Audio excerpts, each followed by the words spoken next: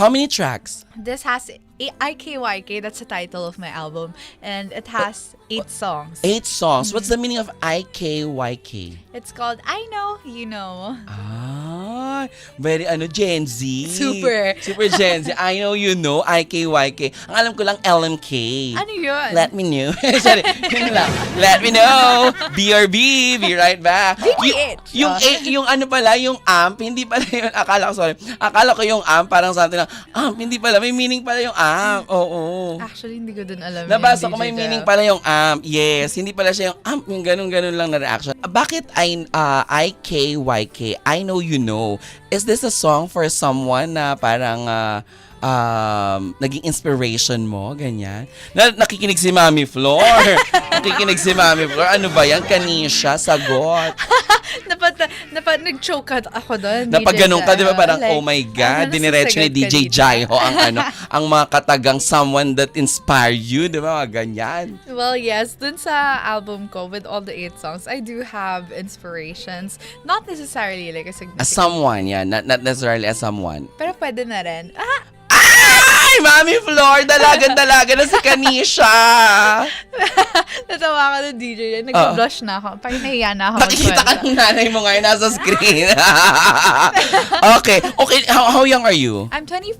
Oh, di ba? Okay naman yan. At least, di ba? Hindi natin sinasabi na you need to rush things. But, Oh, definitely. di ba? I know you're a very, very intelligent woman. Oh, yes. Oh, go. Pero yes, with all my album, with all the songs in my album, nahuhugot ako ng feelings and ng emotions. Kasi 'di ba pag kumakanta ka, dapat meron ding emotions. It's not just Yes, singing, you're it's telling singing. story to your audience. Yes. You're telling stories, exactly. I love how you put that, DJ Jaiho. Yes.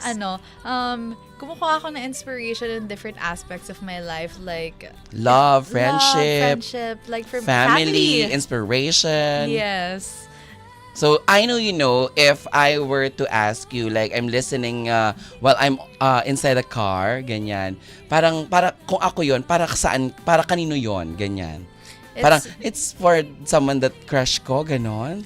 Well, it can be. It's for the person that you want. Make you smile? Yes. It's for the person na alam mo na, na may feelings para sa'yo and alam niya na rin na may feelings ka para sa kanya. Mhm. Pero yung nagtitease pa lang kayo. Grabe yung tease, no? Pero yung...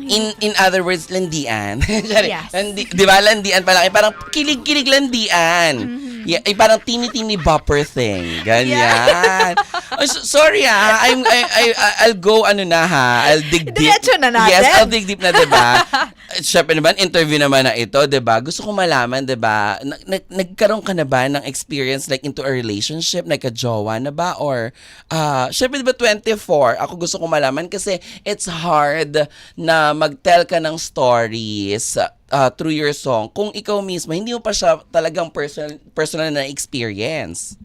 Well, the answer to that is yes. Alam ni Short and Mami? simple na. Yes, she knows. Yes, ayan. Oh, and then, parang yan yung naramdaman mo nung time na yun. So, ginawa mo siya na parang sinabi mo kay Sir Rox na parang yun yung feeling. Mhm. Pero nung time na yun, na hindi pa din, nandun pa rin ako sa I know, you know phase. Yung hindi pa nasasabi. And yung sinabi niya, Hindi niya bet ni Mami? hindi naman. But my mom's super supportive. Supportive, Yes. oo. Like, with my mom, I'm super close and I want to tell her everything. Kaya, ayun, she's so supportive of me and everything. Nagkatuluyan kayo nito nung crush? Grabe lang yung full interview talaga. Parang kumipot naman yun. Parang hindi na kita naiintindihan. Kanina, wala ka ng braces. Dapat malinaw na yon. Dati may braces ka pa, naaalala ko. Pero ngayon, dapat malinaw na parang nagkatuluyan. Kayo pa? Hanggang yun? Yeah. Wow!